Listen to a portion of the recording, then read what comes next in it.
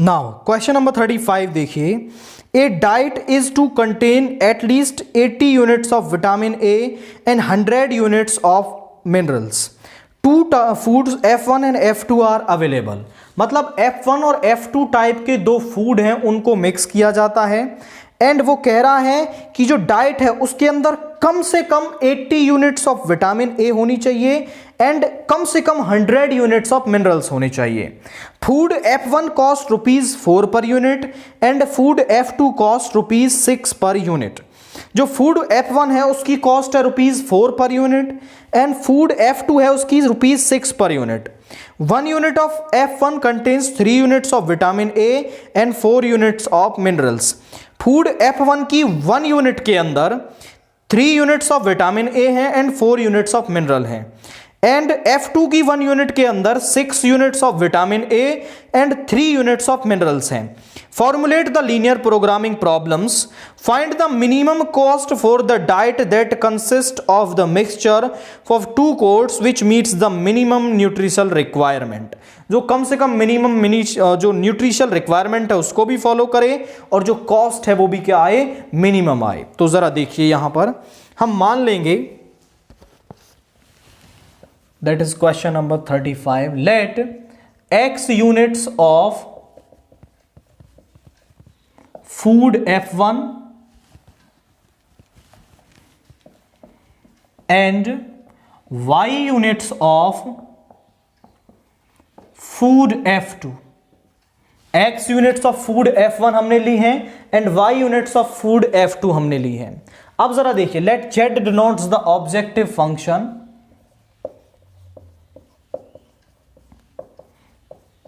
z किसको denote कर रहा है, ऑब्जेक्टिव फंक्शन को डिनोट करता है। तो z इज इक्वल टू, हमें फूड F1 की जो कॉस्ट है वो कितनी दे रखी है, वो 4 दे रखी है। हमने खरीदी है x यूनिट्स, तो प्राइस कितना हो गया 4x। और फूड F2 की जो कॉस्ट है वो 6 दे रखी है, हमने खरीदी है y यूनिट्स, तो प्राइस हो गया 6y। दोनों को जोड़ देंगे तो ये टोटल प्राइस हमें ऑब्जेक्टिव फंक्शन मिल गया। अब यहां पर देखिए, यहां पर हमने ले लिया फूड F1, यहां पर ले लिया फूड F2, यहां पर विटामिन ए और यहां पर मिनरल और यहां पर मिनिमम रिक्वायरमेंट।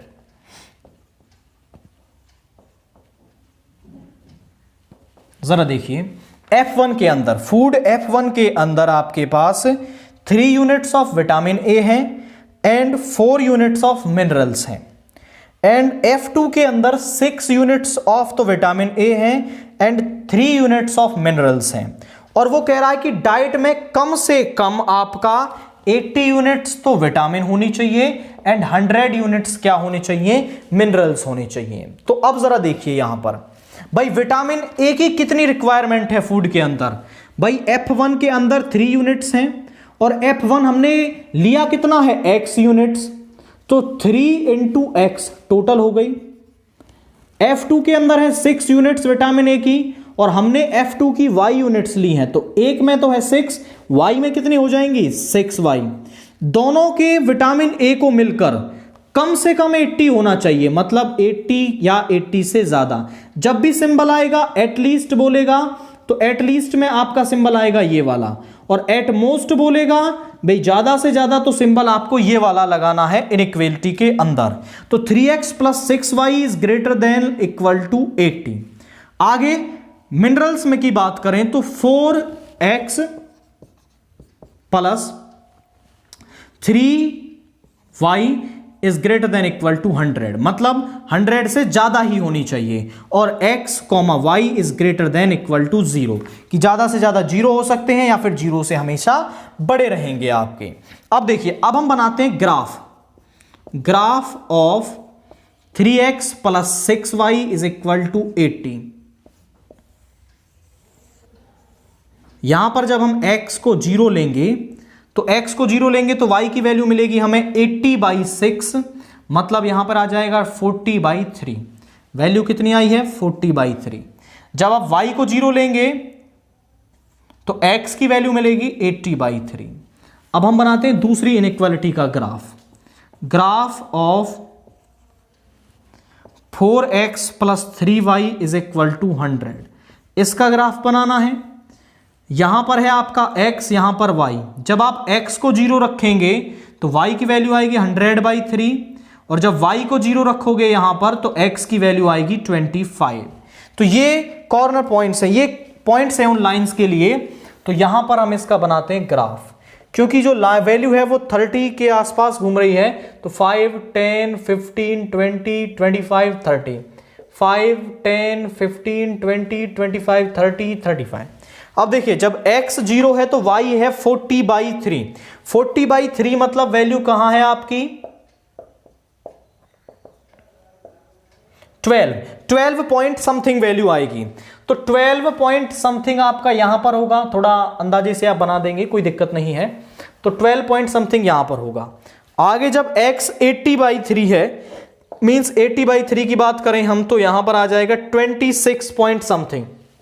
यहां पर 25 है, 26 पॉइंट समथिंग पॉइंट यहां पर होगा आपका। तो अब इन दोनों को मिला दीजिए, इन दोनों को मिला देंगे इस तरीके से।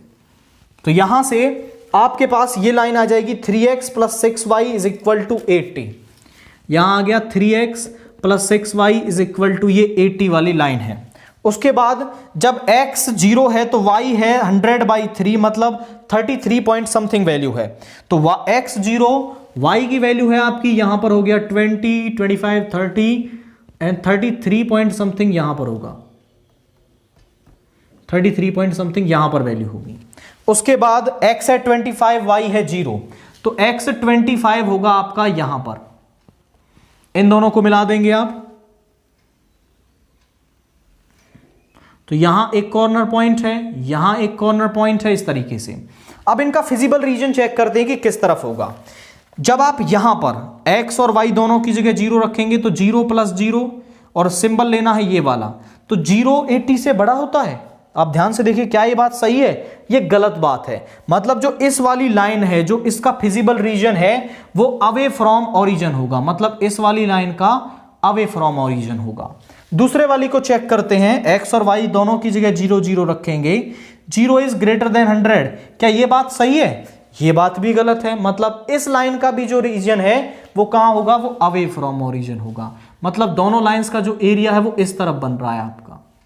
मतलब जो फिजिबल रीजन है आपका वो क्या है, वो अनबाउंडेड फिजिबल रीजन है इसमें। अब इसके कॉर्नर पॉइंट्स की हम बात करें तो एक तो ये कॉर्नर पॉइंट है, एक ये कॉर्नर पॉइंट है और एक ये कॉर्नर पॉइंट है आपका। इस वाले की बात करें तो ये है वैल्यू आपकी, ये हमने सबसे पहले ड्रा किया था, तो ये है वैल्यू आपकी x की 80/3।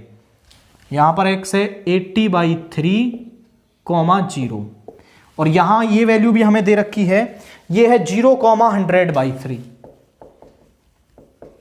बस इस पॉइंट के कोऑर्डिनेट्स और निकालने हैं हमें। तो जरा देखिए, यहां पर दे रखा है 3x plus 6y is equal to 80। यहां पर है 3y, इस इक्वेशन को मैं 2 से मल्टीप्लाई करता हूं तो यहां आ जाएगा 8x plus 6y is equal to 200। यहां पे माइनस हो गया, इससे ये कैंसिल हो गया। यहां आया माइनस का 5x इज इक्वल टू, यहां वैल्यू आ गई माइनस का 120। x is equal to 120/5 means यहां आ गया 24 आपका। x की वैल्यू आ गई 24, यहां पे रख दो value 3 × 24 plus 6y is equal to 80। इस तरफ ले जाएंगे, 6y is equal to 80 minus 3 4 = 12, 1 3 2 = 1 6 8। तो y is equal to 8/6 means 2 4 = 4/3। तो ये वैल्यू आई है 24, 4/3। तो इस पॉइंट की वैल्यू है 24, 4/3। तो तीनों कॉर्नर पॉइंट्स हमें मिल गए। अब तीनों कॉर्नर पॉइंट्स पर हम क्या है, इसकी वैल्यू निकालेंगे z की। तो सबसे पहले हम निकाल रहे हैं z एट, इसको नाम दे दें a, इसको बोल दिया b, इसको बोल देते हैं c। This is c। z at a means 0, 100/3। ध्यान से देखिए भाई, x की जगह तो 0 आ जाएगा, यहां पे हो जाएगा 0 प्लस 100 इंटू 100/3 × 6, तो यहां पे आ गया 200। तो जो यहां पर कॉस्ट है वो 200 आ रही है। देन उसके बाद z एट b मीन्स 24, 4/3। तो x की जगह 24 रखेंगे, एंड y की जगह रख देंगे 4/3। यहां हो गया 2, यहां पे हो जाएगा 6, 96 प्लस 8, तो यहां पे हो जाएगा आपका 104। देन इसके बाद हम z की वैल्यू निकालेंगे एट दिस पॉइंट c 80/3, 0, तो यहां पे आ जाएगा 4 इंटू 80/3 प्लस 6 इंटू 0। यहां पे देखिए वैल्यू कितनी आ रही है आपकी 320/3, मीन्स यहां पे आ गया 320/3 को आप कैलकुलेट करेंगे, ये पूरा कंप्लीट डिवाइड नहीं होगा बट इसकी एग्जेम्प्टेड वैल्यू निकाल लेते हैं। 3 1 3, तो ये 106 पॉइंट कुछ वैल्यू आएगी आपकी। अब आप यहां पर देखें सबसे मिनिमम वैल्यू किसके अंदर आई है, तो मिनिमम वैल्यू है आपकी z एट b, इसके अंदर क्या है वैल्यू मिनिमम आ रही है, तो मिनिमम वैल्यू है 104। z is minimum at x is equal to 24 and y is equal to 4/3 and its minimum value is, तो इसकी मिनिमम वैल्यू क्या है 104 है। तो इस तरीके से आपको पहले inequality subject to constraints objective function बना लेने हैं, देन उसके बाद आपको उसी तरीके से प्रोसीड करना है जैसे हम और क्वेश्चंस में करते थे।